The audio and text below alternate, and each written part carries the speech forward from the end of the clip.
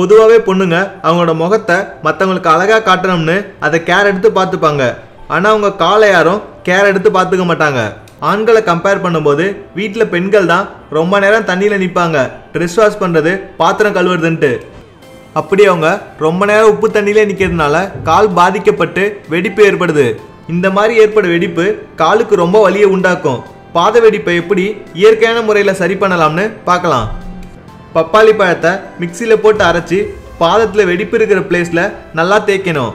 பப்பாளி காஞ்சதுக்கப்புறம் மறுபடியும் பாதத்தில் பப்பாளியே தேய்க்கணும்.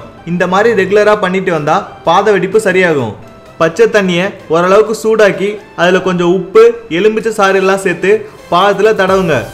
கொஞ்ச நேரத்துக்கு அப்புறம் ஸ்க்ரப்பர் பயன்படுத்தி பாதத்தை கழுவினா கெட்ட செல்லெல்லாம் உதிர்ந்திடும். மருதாணி இலையை பறித்து நல்லா அரைச்சி பாத வெடிப்பு இருக்கிற பிளேஸ்ல தேய்ச்சி காய வைக்கணும். அதுக்கப்புறம் தண்ணி ஊற்றி காலை கழுவணும். இந்த மாதிரி பண்ணால் பாத வெடிப்பு சீக்கிரமே சரியாகும். குவாலிட்டி இல்லாத செருப்பை வாங்கி யூஸ் பண்ணுறதுனால கூட பாத வெடிப்பு வரும். அதனால செருப்பு வாங்கிறதுக்கு முன்னாடி டிசைனை மட்டும் பார்க்காம நல்ல பிராண்டானு பார்த்து வாங்குங்க.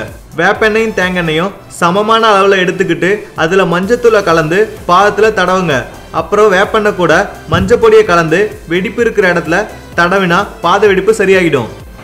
வேப்பிலை, மஞ்சள், சுண்ணாம்பு இது மூணையும் ஒன்னா சேர்த்து அரைச்சி அது கூட விளக்கெண்ணெயை மிக்ஸ் பண்ணி பாத வெடிப்புல அப்ளை பண்ணுங்க. டெய்லி குளிச்சதுக்கு அப்புறம் ஈரமில்லாத துண்டை யூஸ் பண்ணி உங்க பாதத்தை தொடங்க.